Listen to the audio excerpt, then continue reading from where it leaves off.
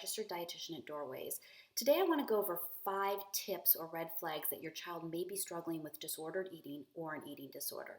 The first one's pretty obvious, but it's not on all of our radars, and that's simply a change in your child's eating pattern. This may be a kid who used to sit down and have dinner and eat a healthy meal with you as a family.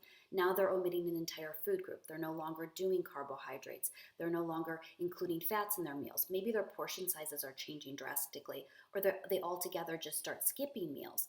On the flip side, because eating disorders encompass not just anorexia, but also bulimia and overeating, we also want to look for kids who are snacking much more than they used to. You're noticing wrappers in their bedrooms that used to not be there, or just eating a large quantity of food. This can be indicative of bulimia or binge eating disorder. Any drastic change in their eating pattern is going to be an indication that we need to keep a little bit of a closer eye out. Second thing is changes in exercise patterns. We all want our kids to be healthy and active, but there's a fine line between somebody who's healthy, has a healthy relationship with exercise, and somebody who is compulsive. If your child's unable to take an off day from exercise, if they're exercising when they're sick or they're tired, that would be something we would look for as a red flag.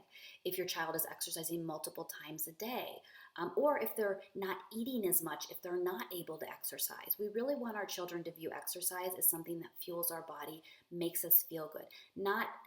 What we want to avoid is somebody who's on the treadmill calculating exactly that they've burned 300 calories so they can eat 300 calories. So we want to keep an eye out for that relationship with exercise becoming unhealthy. And it's tricky because we live in a society where compulsive exercise can often be celebrated or admired, but when it goes too far, it's a sign that your kiddo may be struggling, and we need to keep an eye out on that. The third thing to look for is changes in the body. And again, don't just look for drastic weight loss. Drastic weight loss is certainly an indicator that there could be an eating disorder, but weight gain can be another indicator. What we also need to look out for is if our kids are just looking less healthy, hair loss, dull skin, indications of malnutrition outside of just body weight changes as well. The fourth thing to keep an eye out for is when a child really starts to display more negative talk about their body and their relationship with food or about food. A kid who used to be pretty comfortable in their skin is now talking about feeling fat. I think in the world we live in with social media, Instagram, and pictures that are manipulated, it can be really hard for children to maintain a good self-esteem. And if you're noticing a lot more negative talk, that can be an indicator that a child may be struggling with an eating disorder or a body image disorder. The last thing is when children are struggling with eating disorders or disordered eating, you're going to notice a change in their personality. They may become more withdrawn. They may be more isolated. They may have larger mood swings. When blood sugar is going up and down throughout the day, you might notice they're quicker to anger. I know a lot of these things are also normal teen and adolescent behaviors, but if you're noticing that they're more extreme and there's other indicators that I just listed, you may want to check in and see how they're doing with their nutrition, their exercise, and the way that they view themselves. So just to recap, what we want to be looking for is drastic changes in eating patterns.